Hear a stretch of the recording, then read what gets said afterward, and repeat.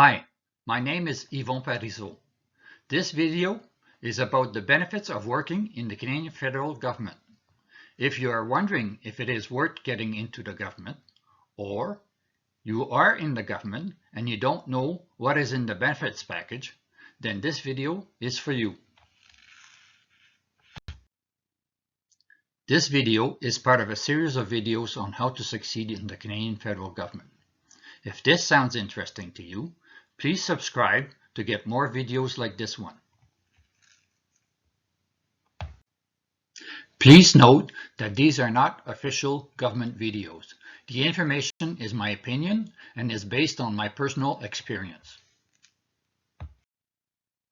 In this video, you will learn about the advantages and disadvantages of working in the Canadian federal government.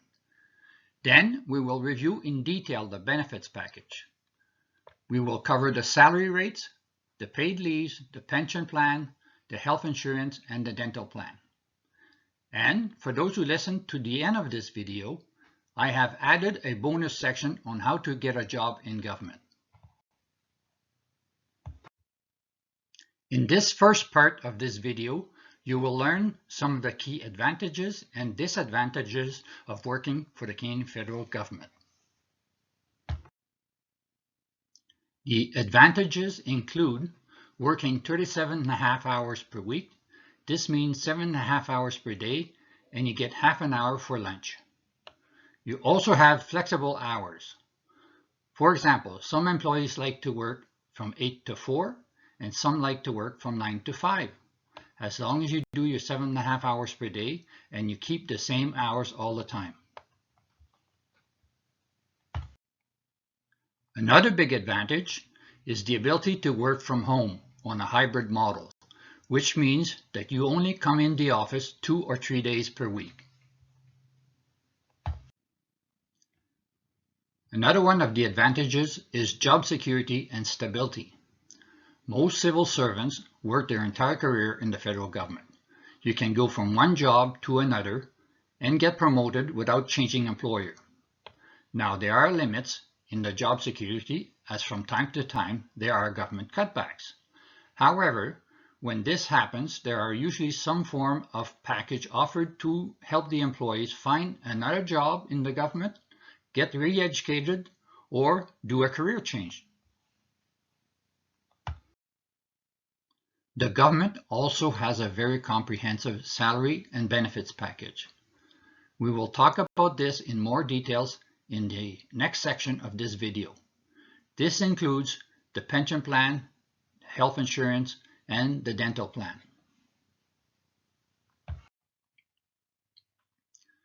Another one of the advantages is the professional development. You can get training related to your current job as well as career development. These can be training internal to government or private sector education. If you are pursuing a degree on a part-time basis, for example, they will sometimes pay for the education. This naturally is subject to approval and budget consideration. Now, let's take a look at the disadvantages. One of the disadvantages of working in the government is the lengthy hiring process. For more information on this, see my video on how to succeed in the Canadian government competitive process. I have included the link in the description below. Another disadvantage is that the government is a big bureaucracy. Therefore, taking a decision takes time. You might also feel like you are just a number. However, with time and experience, you will learn to manage and use the bureaucracy to your advantage. Another disadvantage is the slow job growth. However, I have coached some people on how to succeed in government. For example, I have coached one person from her beginnings in the government, and she is now well on her way to becoming a Director General. Soon, I will produce a complete course on how to succeed in government. If you subscribe and hit the bell now, you will get notified when the course is published. Another disadvantage of working in the government is the political impact. There are political decisions taken every day that can potentially change the direction of what you're working on. However, that is part of the excitement of the job. You are right there in the middle of the action.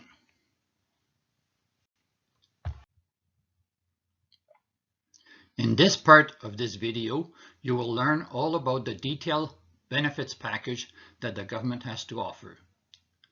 Now, as there are more than one unions and bargaining units in the government, there may be some variations on benefits from one union to the other, or from one category to the other. I will therefore keep this information at generic level. I will encourage you to check in your contract for your specific category.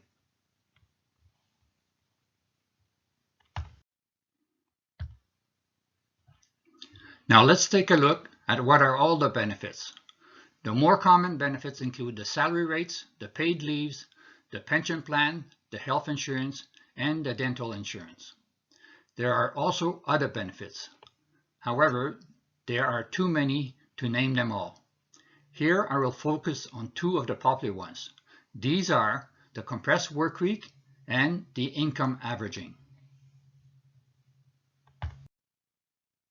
In this part of the video, we will look at the salary rates. The government has a number of job categories. There are a number of levels within each category. The various government categories have different pay rates. This is just a generic example. This example assumes that you are in the first level in a category. At the top of the table, you have the steps. An employee goes up one step each year. Then, in column 1, you have the effective date, assuming there has been a 3-year agreement put in place with increase on December 31st of each year. The only time you can negotiate your salary is when you start. Based on your experience, education, and the salary you made in the private sector, you could ask to be started at a higher step. In this example, let's assume you started on the second step in February 2024, then you would make $59,000 as a starting salary. Now, not all categories have the same salary rates. Some would be lower and some would be higher. Now, if we continue with our example, your salary would increase to $59,500 on December 31st, 2024. Then you would move up to the third step in February 2025, and your salary would go up to $61,600. Then your salary would increase to $62,800 on December 31st, 2025. Then you would move up to the fourth step in February 2026, and your salary would go up to $65,000. As I said earlier, this is just a made-up example. Not all categories have the same salary rate. Some would be lower and some would be higher. I hope this example helped you understand how the government salary rates work. In this part of the video, we will look at the types of leaves. There are several types of leaves. The paid leaves include your annual leave. You start with 3 weeks per year, and it increases gradually over the years. Then you get paid sick leave every year. If you don't use it, you can accumulate it every year. You also get 1 day per year of personal leave, and you also get a few days of family-related leave. This is for things like taking care of a child that is homesick. You also get approximately 7 statutory holidays each year. There is also maternity and paternity leave. I believe you get 1 year shared between the mother and father. There are also several special leaves that requires approval, such as education leave, which is normally paid leave. Then there is a possibility to take a sabbatical, which is normally taking 1 year off without pay. Then you can get time off to attend an exam or an interview, or there is also bereavement leave for when someone passes away in your family. In this part of the video, we will look at the pension plan. The government has an excellent pension plan. There are actually two active plans. The first plan changed effective January 1st, 2013. Therefore, if you were hired before January 1st, 2013, you are on the old plan. If you were hired on or after January 2013, you are on the new plan.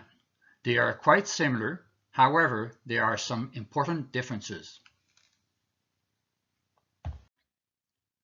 In the old plan, you get 2% for each year that you worked. The maximum is 35 years, which means 70%. It is calculated based on the average of your 5 best consecutive years in the government. You must be at least 55 years old and have 30 years of services. There is a penalty of -5% for each year you are missing. However, the penalties are waived when you reach 60 years old. It is also important to mention that the pension is indexed each year based on the rate of inflation. The new plan is quite similar. However, there are two notable differences. First, you must be 60 years old before you can retire without penalties. The second big change is that the penalties get waived when you reach 65 years old. Note, the annual amount goes down at age 65 by approximately the same amount as the CPP, assuming you take your CPP at 65. I will not get into the calculations of taking your CPP at a different age. There are some complex pros and cons for each scenario. Here I will explain how to estimate the value of the pension plan. For example, let's say that your goal is to make $100,000 per year at retirement. Let's say that your average salary for the 5 best consecutive years is $145,000 and you have the age limit required by your plan and you work for 35 years. Then your pension would be calculated as indicated in the formula, $145,000 times 35 times 2%, which would give you $101,500 a year plus the annual indexation. Now, if you want to know what is the value of your pension plan, you have to determine how much money you would have to invest to give you the same $100,000 per year. This changes depending on the interest rate you think you could get. For example, $100,000 per year is the equivalent to investing $1 million at 10% per year, or investing $2 million at 5% per year, or investing $4 million at 2.5% per year. This would therefore be linked to the level of risk you are willing to take to invest your money. In this part of the video, we will look at the insurance plans. The government benefits package also includes two insurance plans. These are the health care and eyeglasses plan and the dental plan. A fee gets deducted from your pay for these plans, and you can continue to receive these plans after you retire. They pay a percentage of the expenditure. The health plan has different levels that you can register for. You can have your spouse and children covered by the plan. It includes prescription medicine, hospital rooms, eyeglasses, and a number of other benefits. The dental plan also covers your spouse and children. In this part of the video, we will look at other benefits. There are a number of other benefits. However, I can't talk about all the different types of benefits as there are too many. I recommend you refer to the contract for your specific job category. Two of the popular benefits are the compressed work week and the income averaging. In the case of the compressed work week, you work more hours per day in order to get a day off every 2 weeks. You still work an average of 37.5 hours per week. However, there is an impact on your holidays, as your holidays are calculated in hours, not in days. In the case of the income averaging, your pay gets reduced each payday. Then you get an extra 2 months of holidays, and you continue to be paid during the 2 months off. However, this does not have an impact on your pension plan as long as you continue to pay into the pension plan. This bonus section is for the people who don't have a job in the government yet. Therefore, some of you may leave the video at this point. Please subscribe and click on the like button and the bell to get advised when I publish a new video. You will find in the description below the link to another video. Please let me know in the comments if this was useful. Thanks. Thank you for staying for this bonus part of the video. I assume that you are currently seeking a job in the government. There are 7 possible doors for getting into the government. The most obvious one is to apply for a job listed at the Government of Canada job website. For more information on this, see my video on how to succeed in the Canadian government competitive process. See the link in the description below. However, one of the issues with this option is that they may be looking for experience that you don't have. Here are some other ways to get experience. By far, the easiest way to get into the government is the student co-op program. You need to apply to a college or university program that includes co-op placements. This means that there will be some school session where you work instead of taking courses, and it counts towards your credits. There is usually 2 or 3 of these sessions during a 4-year program.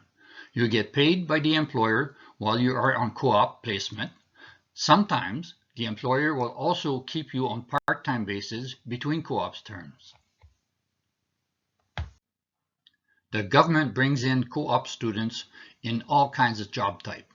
Once you have completed your education, if they are satisfied with you, they can bridge you into the government without a competition or an interview.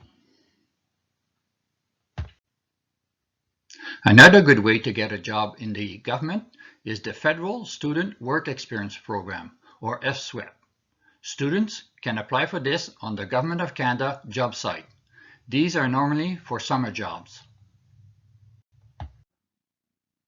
Another way to gain experience is to apply to job agencies. There are several agencies that help place people in jobs to do short-term work. This could be to replace someone who will be absent for a few months, or to work on a specific task for a few months. Again, the issue with this is that they are looking for someone with experience. Another contracting vehicle that managers have to bring someone into the government for a short-term period is the casual contract. This has a limit of 90 days per calendar year. Another tool available to managers to bring someone into the government is a term position. Often enough, a person would come in with an agency or a casual and eventually come back as a term. You usually start in a term of less than 6 months.